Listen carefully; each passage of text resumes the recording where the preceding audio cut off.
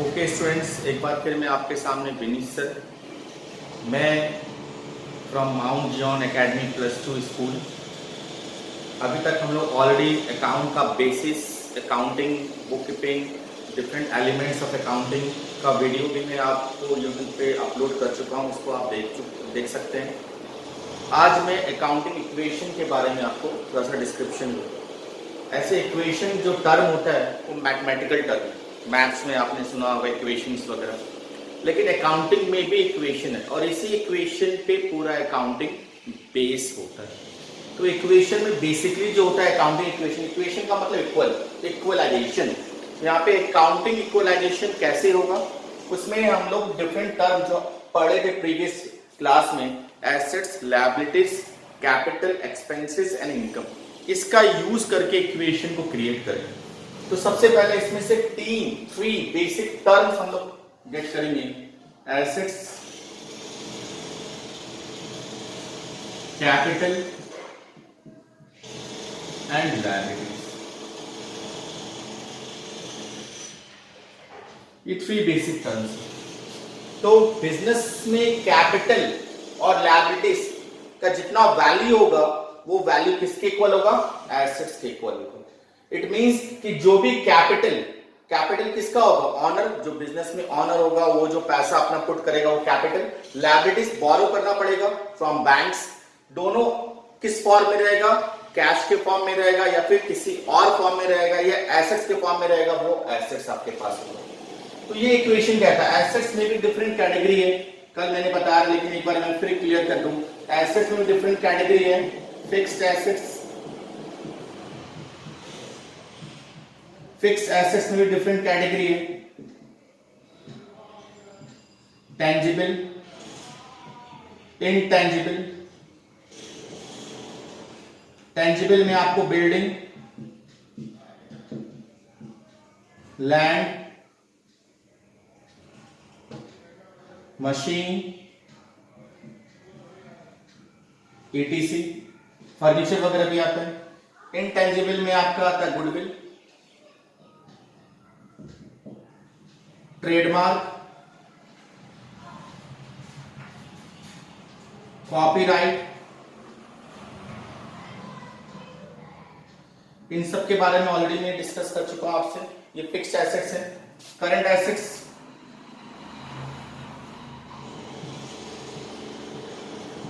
तो current assets में basically क्या होते हैं? स्टॉक्स। स्टॉक मतलब गुड्स। गुड्स क्या होते हैं? जिस चीज का मैं बिजनेस कर रहा हूं उसको मैं गुड्स बोलता हूं, ठीक है। लाइक फॉर एग्जांपल मेरी स्टेशनरी शॉप है तो स्टेशनरी के आइटम्स जो मेरी शॉप में होंगे वो गुड्स हैं। मेरा फर्नीचर का शॉप है, फर्नीचर के आइटम्स लाइक टेबल, चेयर्स वगैरह जो होंगे वो मेरे लिए गुड्स है, क्योंकि उसको मैं ट्रेड करूंगा, सेल करूंगा, ठीक है। स्टॉक। इसके अलावा कैश इन हैंड, इसके अलावा कैश एट बैंक, ये सब मेरे लिए एसेट्स है। जितने भी एसेट्स हैं आपके वो किस फॉर्म में होंगे? कैपिटल और लायबिलिटीज। इट मींस ये जितने भी एसेट्स हैं वो कहां से एक्वायर्ड करेंगे हम लोग? कैश से खरीदना पड़ेगा ना, furniture, building, machine, goodwill, stock, जो बच गया वो कैश। ये सब आपके पास कहां से आएगा? पैसा कहां से आएगा? कैपिटल और लायबिलिटीज से। तो कैपिटल तो सिंपल है, कैपिटल ही होता है। और कैपिटल किसका होता है? ऑनर का। लायबिलिटीज में मैंने डिफरेंट कैटेगरी आपको बताया था। लॉन्ग टर्म लायबिलिटीज मतलब डेब्ट, कर्ज। बिजनेस में पैसा रिक्वायरमेंट है 10 lakh rupees, 8 lakh rupees capital arrange हो गया अपना, 2 लाख रुपया और चाहिए तो मैं बोरो करूंगा बैंक से। बैंक नहीं देगा तो फ्रेंड से, फ्रेंड नहीं देगा तो कहीं और से इंतजाम करेंगे, लेकिन उसे मुझे रिफंड करना होगा, इसलिए वो लायबिलिटीज। लॉन्ग टर्म में बेसिक आता है बैंक लोन। शॉर्ट टर्म में आता है, मैंने बताया था क्रेडिटर। क्रेडिटर के अलावा मैंने बताया था और भी होते हैं, लेकिन बेसिकली क्रेडिटर कौन होते हैं? जिससे हम लोग क्रेडिट पे गुड्स परचेज करते हैं, क्रेडिट पे गुड्स परचेज करते हैं, वो क्रेडिटर होता है। तो शॉर्ट टर्म, ये जितने भी लायबिलिटीज और कैपिटल है वो सब मिलके किस फॉर्म में? एसेट्स के फॉर्म में। तो ये अकाउंटिंग इक्वेशन है जिसमें डिफरेंट एलिमेंट्स आपको शो हो रहे हैं, ठीक है। अब मैं आगे आपको बताता हूं इस इक्वेशन के, इतना तो हम लोग ऑलरेडी पढ़ चुके हैं। ठीक है। इक्वेशन कैसे काम करेगा वो मैं आपको समझाता हूं। तो इक्वेशन जो बेसिकली होता है उसका एक पॉइंट मैं आपको लिखना चाहूंगा कि बिजनेस के जितने भी ट्रांजैक्शन होते हैं, एवरी ट्रांजैक्शन, उसके दो एस्पेक्ट होते हैं, टू एस्पेक्ट, दो एस्पेक्ट होंगे। इट मींस एवरी इवेंट मतलब transaction of business have two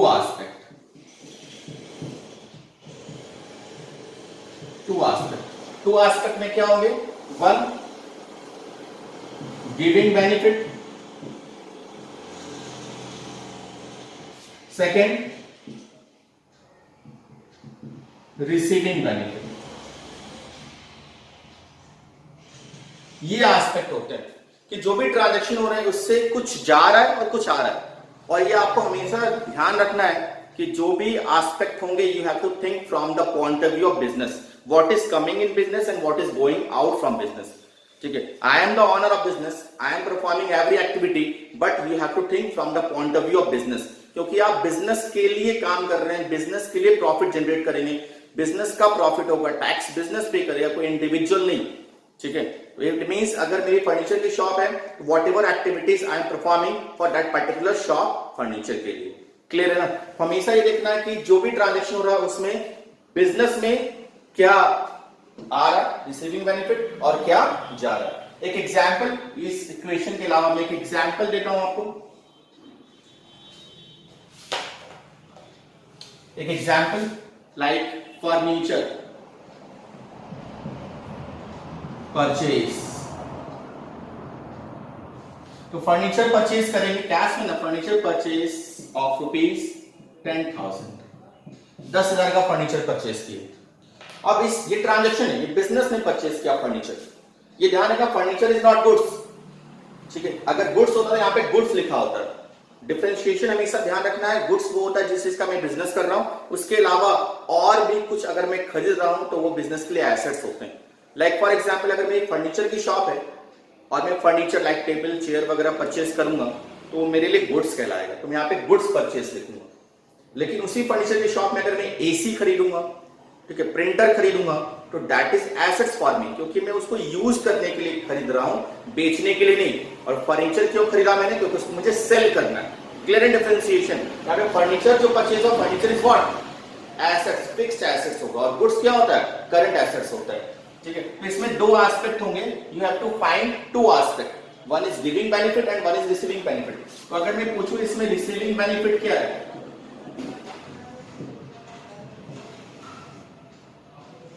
receiving benefit क्या है? तो रिसीविंग बेनिफिट इसमें क्या है? फर्नीचर परचेज करेंगे तो फर्नीचर इज कमिंग, तो रिसीविंग बेनिफिट इज फर्नीचर। और हमें हर चीज का मॉनेटरी वैल्यू नोट करना है, तो फर्नीचर का मॉनेटरी वैल्यू कितना? 10,000। गिविंग बेनिफिट क्या है? गिविंग बेनिफिट क्या गया? फर्नीचर परचेज करेंगे तो कुछ आपके फर्म से, बिजनेस से कुछ पे करना पड़ेगा, फर्नीचर के बदले कैश देना पड़ेगा, या फिर हो सकता है मैं उसको एक चेक इश्यू कर दूं, या मोबाइल से बैंक ट्रांसफर, मोबाइल ट्रांसफर कर दूं तो आपके बैंक से पैसा जाएगा। इन एनी केस कैश ही जाएगा, तो यहां पे लिखेंगे कैश। और अगर बैंक से पैसा जा रहा है तो मैं कैश की जगह बैंक भी लिख सकता हूं। ठीक है, अगर आप मोबाइल से डायरेक्टली पेमेंट कर रहे हैं, ठीक है, मोबाइल ट्रांसफर कर रहे हैं, मोबाइल से ट्रांसफर कर रहे हैं, इट मींस आपके बैंक अकाउंट से पैसा गया, तो आप कैश की जगह बैंक लिख सकते हैं, लिखा रहेगा क्वेश्चन। ठीक है, यहाँ पे giving benefit and receiving benefit. तो आप देख सकते हैं टू एस्पेक्ट हो गया इस पर्टिकुलर ट्रांजैक्शन में, receiving benefit and giving benefit. ठीक है, अब आप देखिए कि बिजनेस में फर्नीचर आया, इट मींस एक एसेट्स आ रहा है, कैश गया, other assets is going. Cash कितना गया? 10,000। इट मींस जितना वैल्यू का फर्नीचर आया उतना ही कैश मेरे पास गया। तो इट मींस एक एसेट्स आया, दूसरा एसेट्स गया, तो इस पर्टिकुलर ट्रांजैक्शन का इफेक्ट इसमें कहां पे पड़ेगा? एसेट्स पे पड़ेगा, ओनली इन एसेट्स, कैपिटल पे नहीं पड़ेगा, लायबिलिटीज पे नहीं पड़ेगा। इट मींस आपको ये देखना हर ट्रांजैक्शन में कि हर ट्रांजैक्शन का इफेक्ट किस पे पड़ रहा है? एसेट्स पे, कैपिटल पे, लायबिलिटीज में, और उसी को आपको शो करना है अकाउंटिंग इक्वेशन के थ्रू। समझ में आया? होप सो आपको ये बेसिक समझ में आया होगा। अभी हम लोग और कुछ जो है कैसे पुट होता है, कैसे बनता है, कि ट्रांजेक्शन को कैरी करके शो करेंगे तो आपको और ज्यादा अंडरस्टैंड होगा।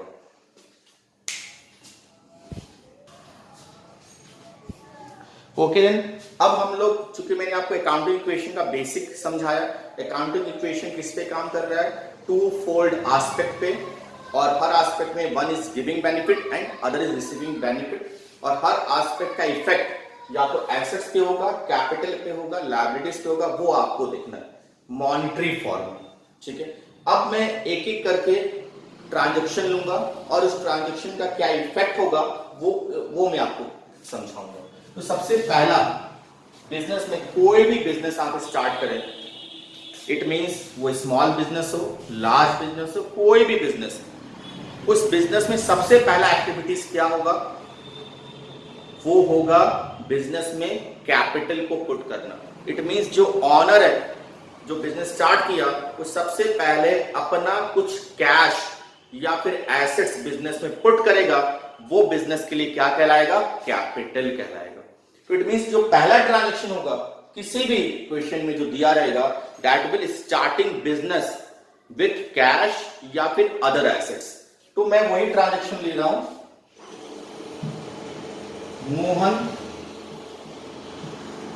स्टार्टेड बिजनेस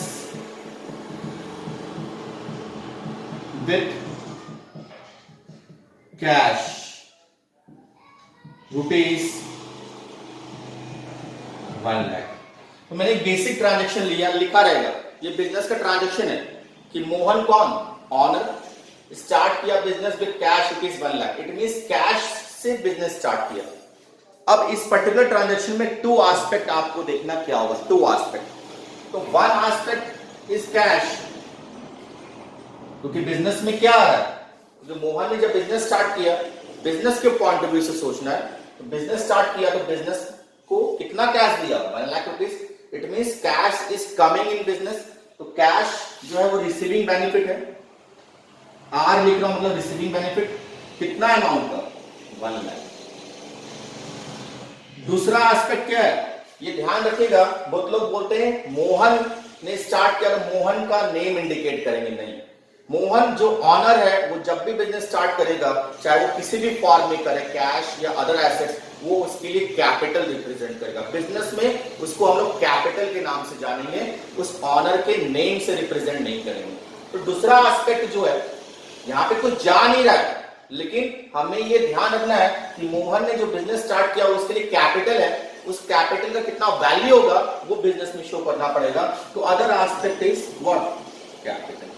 और कैपिटल को हम लोग गिविंग बेनिफिट बोल सकते हैं। क्यों गिविंग, क्योंकि at the end of the business जो भी पैसा मोहन ने लगाया वो बिजनेस से वापस ले लेगा। तो इमीडिएटली गिविंग नहीं है, ये जरूरी नहीं कि जिस समय में ट्रांजैक्शन कर रहे हैं कुछ आ रहा है इमीडिएटली कुछ जा रहा है, हो सकता है फ्यूचर में वो चीज गिविंग हो जाए, फ्यूचर में वो पैसा जाए। तो capital will be giving benefit not immediately, after some time. इसीलिए हम लोग कैपिटल लिख रहे हैं, और यहाँ पे कितना अमाउंट होगा, जितना उसने बिजनेस में पुट किया है, 1 लाख रुपीज। क्लियर है। Mohan started business with cash rupees 1 lakh, जिसमें दो एस्पेक्ट है, कैश आया, receiving benefit, capital will move further future में, लेकिन है 1 लाख रुपीज। अब इसका इफेक्ट कहां पड़ेगा अकाउंटिंग इक्वेशन में, वो आपको देखना है। तो अकाउंटिंग इक्वेशन मेरा है assets equal to capital plus liabilities. ठीक है, तो एसेट्स आपको ध्यान रखना, एसेट्स में कौन सा एसेट्स, उसका नाम हमें नोट करना होगा। हर ट्रांजैक्शन में जो एसेट्स रिफ्लेक्ट कर रहा है उसका नेम इंडिकेट करना पड़ेगा उसके जस्ट नीचे। तो एसेट्स में क्या रिफ्लेक्ट कर रहा है, कैश। इस पर्टिकुलर ट्रांजैक्शन में कैश इक्वल टू, और कोई एसेट्स नहीं, सिर्फ कैश है, इक्वल टू कैपिटल को हम लोग कैपिटल ही रिप्रेजेंट करेंगे, लायबिलिटीज नहीं है तो हम लोग 0 रिप्रेजेंट करेंगे। फिलहाल इस पर्टिकुलर ट्रांजैक्शन में कोई लायबिलिटीज क्रिएट नहीं हुआ है, सिर्फ कैपिटल है तो कैपिटल, लायबिलिटीज नहीं है, जो नहीं उसके नीचे हम लोग 0 इंडिकेट करते हैं। ठीक है, इट मींस वो नहीं है, ये रूल होता है। अब मॉनेटरी वैल्यू पुट करना है, कैश कितना, 1 लाख, कैपिटल कितना, 1 लाख। ये 0 है तो 0 को हम लोग छोड़ भी देंगे, कोई फर्क नहीं पड़ेगा, या लिख सकते हैं प्लस 0। लिखने से क्या फायदा है? अब कोई भी इस इक्वेशन को देखेगा समझ में आएगा। एसेट्स है, एसेट्स में कैश है 1 लाख रुपए, कैपिटल है, कैपिटल 1 लाख रुपए, इसका लायबिलिटीज में 0 है, कुछ नहीं। तो ये एक डायरेक्ट इक्वेशन हो गया जिसको मैंने आपको रिफ्लेक्ट किया। समझ में आया? Any doubt? ठीक है, चलिए हम लोग एक और लेते हैं। ठीक है, इसी में एक और लेते हैं। ठीक है, सेकेंड सेम ट्रांजेक्शन, ध्यान दीजिएगा। Goods purchase of ₹10,000। मैंने गुड्स खरीदा, ये आप यहां पे गुड्स है। गुड्स मतलब मैं जिस चीज का ट्रेडिंग कर रहा हूं, नाम नहीं दिया हुआ, कोई बात नहीं। Goods is a that value which we have to trade in the business, purchase और सेल। तो गुड्स परचेज क्या 10,000 का, इसमें एक एस्पेक्ट क्या होगा? गुड्स। तो गुड्स इज व्हाट? परचेज करेंगे तो इट मींस खरीदेंगे तो इट मींस बिजनेस में आएगा receiving benefit. Second aspect cash giving benefit. Monetary value अगर मैं पूछूं आपसे तो 10,000 का गुड्स आएगा और कैश भी मेरे पास से कितना जाएगा? 10,000। Same amount of goods is coming and same amount of cash is going from the business. अब ये जो एस्पेक्ट है उसका इफेक्ट इक्वेशन में कहां पड़ेगा? तो गुड्स भी एसेट्स है, कैश भी एसेट्स है, मतलब दोनों का इफेक्ट एसेट्स पे पड़ेगा। तो पहले से तो कैश अवेलेबल है ना आपके पास 1 लाख, लेकिन गुड्स 10,000 का आपने खरीद लिया, इट मींस 10,000 तो आपने पेमेंट किया होगा इसी 1 लाख रुपीज से ना। इट मींस अब आपके पास कैश कितना बच गया? 90,000। अब आपको यहाँ पे दिखाना पड़ेगा कि एक एसेट्स में कैश जो पहले से वो है, एक न्यू एसेट्स आया ना गुड्स, उसका भी नाम लिखना पड़ेगा। तो एसेट्स में जो आता है उसको हम लोग नेम से इंडिकेट करते हैं। तो यहाँ पे कैश के साथ मैं एक और नाम शो करूंगा, goods equal to capital plus liabilities. तो कैश 1 लाख था लेकिन 10,000 तो उसमें से आपने दे दिया गुड्स खरीदने के लिए, इट मींस कैश कितना बचा? 90,000 प्लस गुड्स। तो गुड्स कितने का? 10,000 दिए ना, यहाँ पे मैं 10,000 शो करूंगा गुड्स में, इक्वल टू कैपिटल पे इसका कोई इफेक्ट नहीं पड़ेगा। कैपिटल पहले से 1 लाख था तो अभी भी कितना होगा? 1 लाख। लायबिलिटीज कितना? 0। ये इक्वेशन हो गया। अब कोई पूछेगा आपसे इस पर्टिकुलर ट्रांजैक्शन के बाद what is the position of business, cash 90 है, गुड्स 10,000 का, कैपिटल 1 लाख है, लायबिलिटीज कुछ भी नहीं। तो that this is the scene of equation. Clear है? अब मैं आपको एक और एग्जांपल लेके समझाता हूं।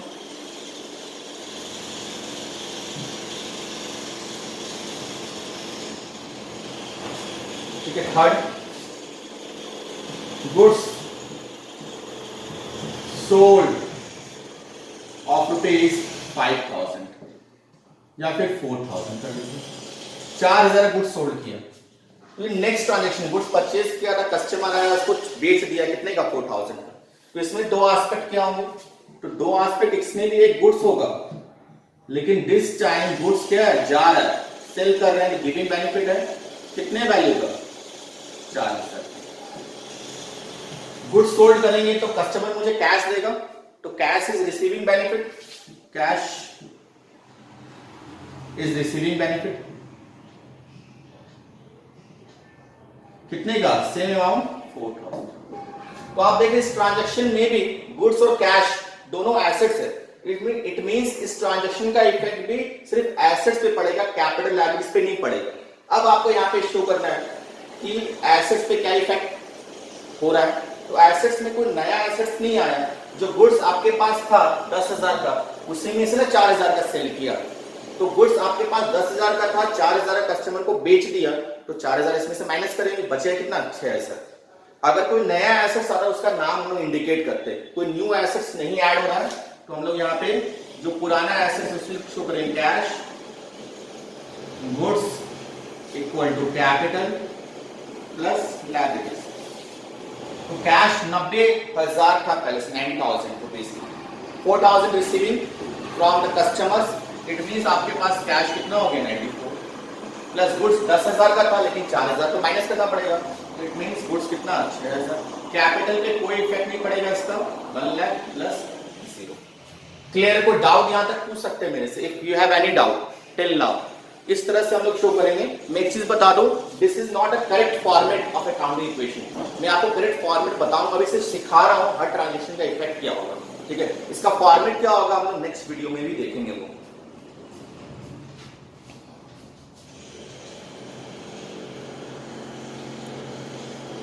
ओके देन, हम लोग एक और ट्रांजेक्शन लेते हैं, इसका लास्ट, तो आपको समझ में आ जाएगा एवरीथिंग। एक और लेते हैं, फर्नीचर परचेज ऑफ रुपीज 60,000, 60,000। अब एक और ट्रांजेक्शन हो गया, बिजनेस ने फर्नीचर खरीदा 60,000 का। तो यहां पे ध्यान रखना, furniture is what, assets, fixed assets. Goods current assets था, फर्नीचर फिक्स्ड एसेट्स है। तो यहां पे एक इफेक्ट फर्नीचर,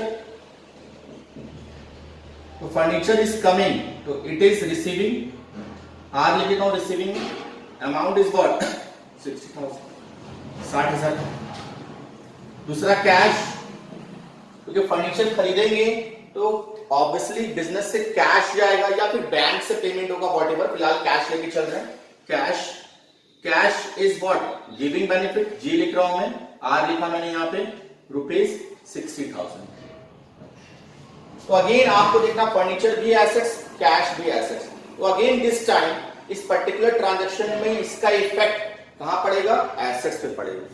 तो एसेट्स में पहले से कैश तो दिख रहा है, इसमें फर्नीचर एक नया एसेट्स आ गया ना, तो अब आपको एसेट्स में कैश और गुड्स के अलावा फर्नीचर को भी दिखाना पड़ेगा।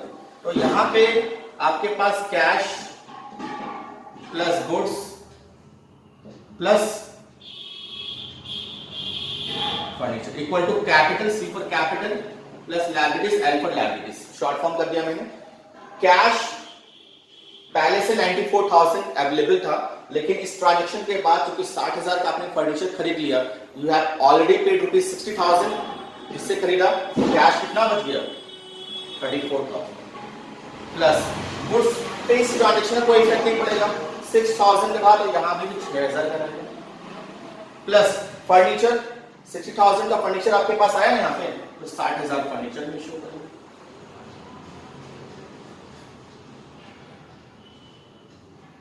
ठीक है, इक्वल टू कैपिटल में कोई इंपैक्ट नहीं, 1 लाख, और लायबिलिटीज तो पहले से जीरो, डब्ल्यू जीरो ही यहां पर नजर आ रहा है। समझ में आया?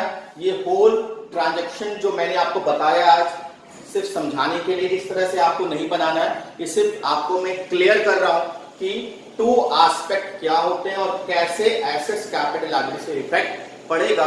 इसका करेक्ट फॉर्मेट क्या होगा वो हम लोग नेक्स्ट वीडियो में अंडरस्टैंड करेंगे। ठीक है, थैंक यू।